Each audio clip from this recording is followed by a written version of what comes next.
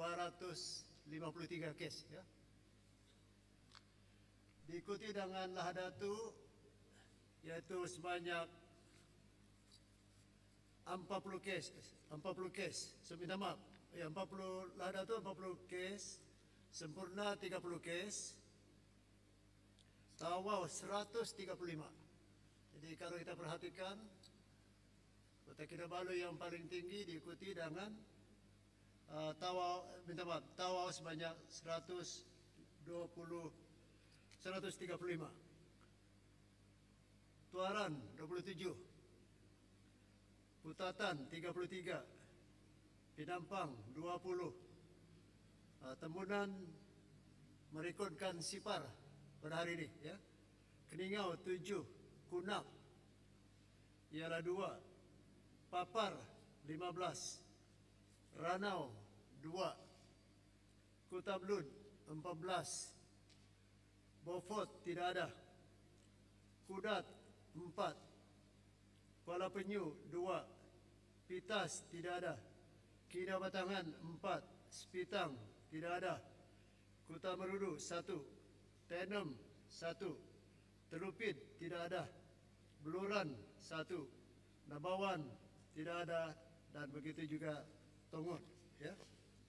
Jadi kalau saya boleh simpulkan sekali lagi, jumlah kes positif baru hari ini adalah 643 dengan 3 kematian.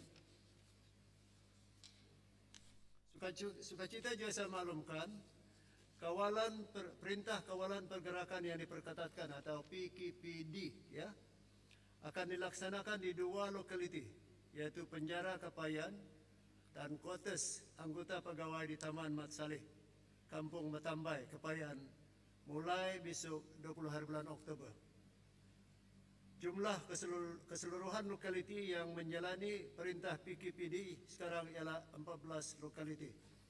Saya juga ingin menyatakan hampir separuh daripada kes baru di Kota Kinabalu adalah daripada kluster penjara Kota Kinabalu, ya. Penjara Kota Kinabalu, yaitu 135 kalau saya tidak silap, 135 kes. Saudara-saudara sekalian, bagi melancarkan pelaksanaan PKPB ini, semua kementerian telah diarah untuk menyediakan SOP masing-masing dalam urusan mereka seharian. Dan hari ini teks ataupun laporan harian yang kita akan edarkan kepada semua wartawan mengandungi appendix mengenai SOP bagi beberapa kementerian yang berkaitan. Dan SOP bagi kementerian-kementerian lain akan menyusul dalam sesi-sesi seterusnya.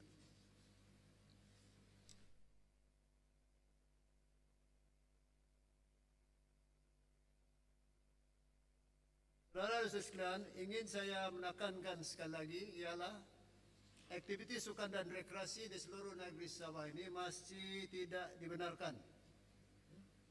Saya ulang, aktiviti sukan dan rekreasi, yaitu hiburan, tidak dibenarkan, ya, di Sabah. Akhirnya, saudara-saudara sekalian, saya ingin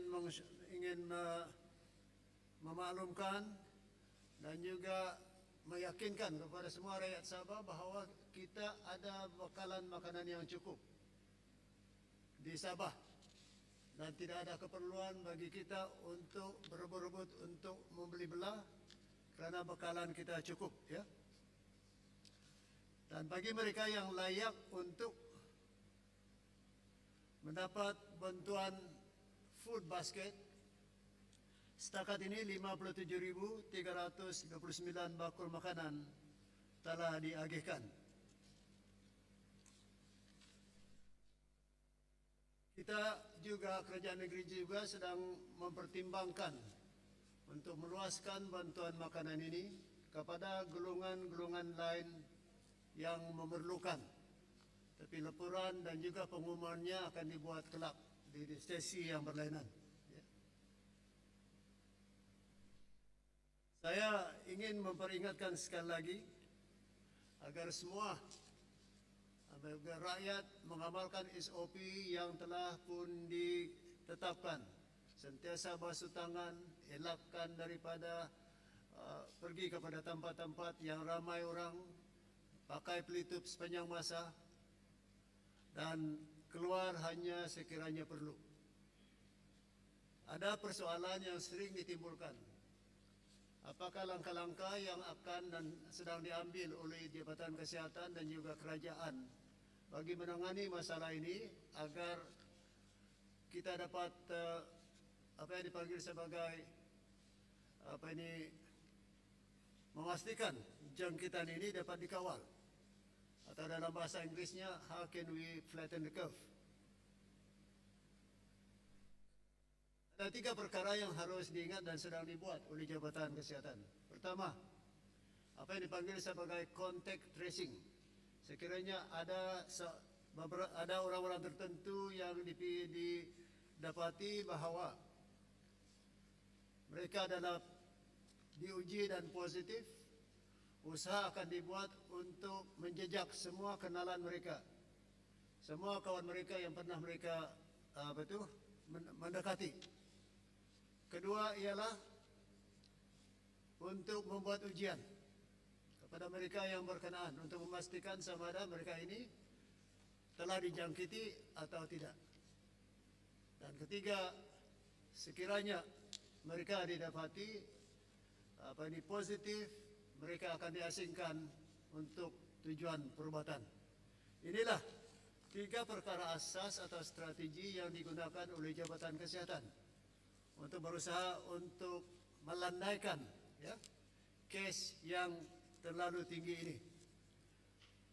Tengah hari tadi semasa mesyuarat atau pagi tadi semasa mesyuarat dengan MKN, saya telah dimaklumkan oleh Ketua Pengarah Kesihatan Malaysia, dan saya andaikan bahawa ini telah pun diumumkan, bahawa Jabatan Kesihatan Sabah atau Kementerian Kesihatan Malaysia telah melantik 3 hospital swasta ataupun klinik swasta untuk membantu memproseskan sampel ujian yang masih tertunggak.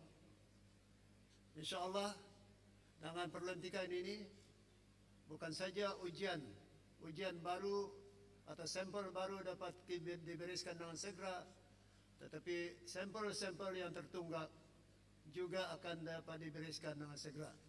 Saya andaikan dalam beberapa hari ini kita akan mendapat gambaran yang tepat dalam statistik yang kita umumkan setelah semua kes-kes tertunggak ini dapat diselesaikan.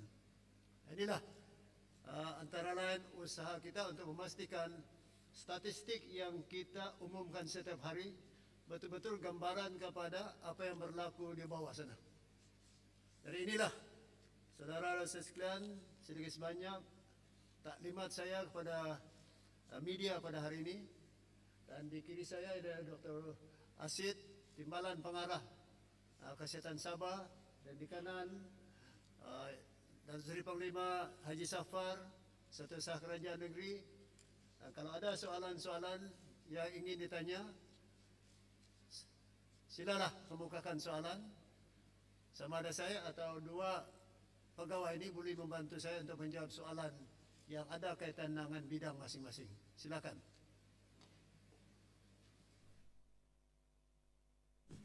Assalamualaikum Datuk Seri. Rizal dari Sarawani. Seri, ada tular tadi siang mengatakan Sabah akan lockdown satu negeri. Adakah yang akan berlaku?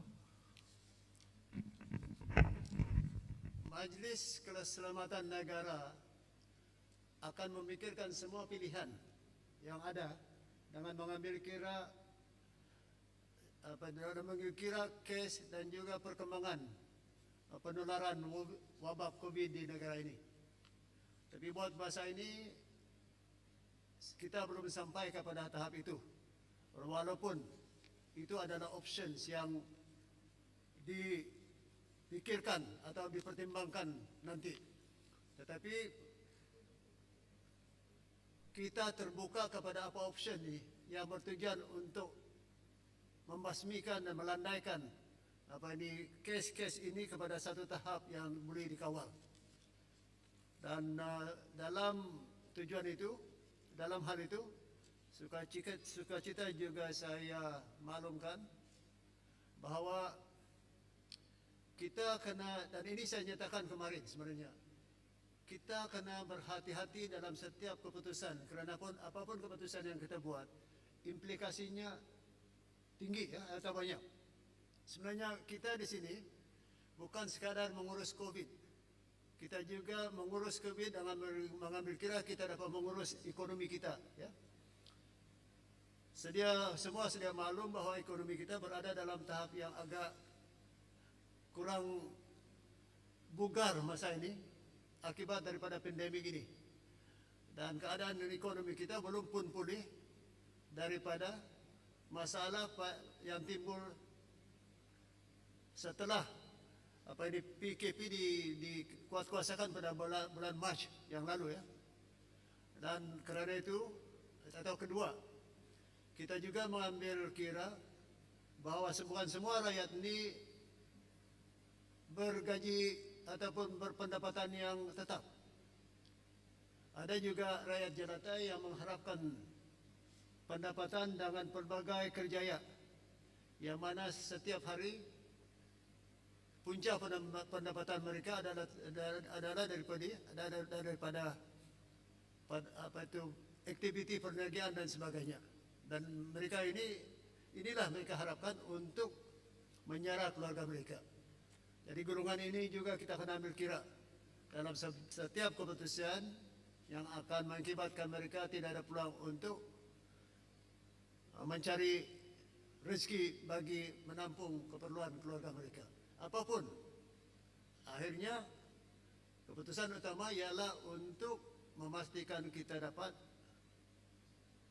menyelesaikan dan mengurus pandemik ini secara total.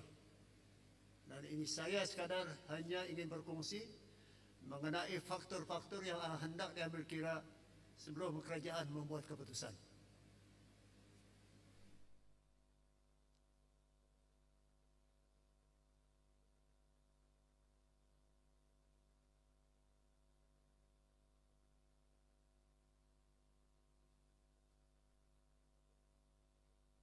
Teks ataupun laporan harian akan diedarkan kepada semua media pada selepas ini. Ya. Tidak ada soalan ya? Alhamdulillah.